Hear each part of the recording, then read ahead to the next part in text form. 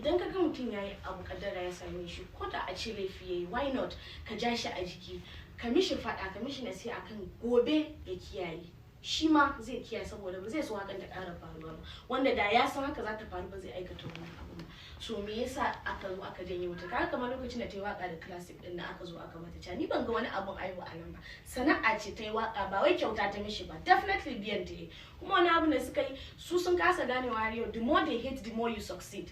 that's it a lokacin da suka fara wannan hating din nata a lokacin sai kuma Allah ya ɗaukaka ta yau gara masa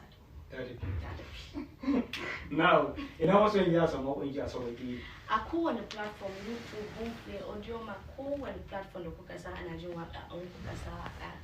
na da kuka sani da shi zai fito insha Allah. So ganin kallon lokaci ya kawo jiki wani shawara zaki ba wa mata waɗanda suke so su yi waka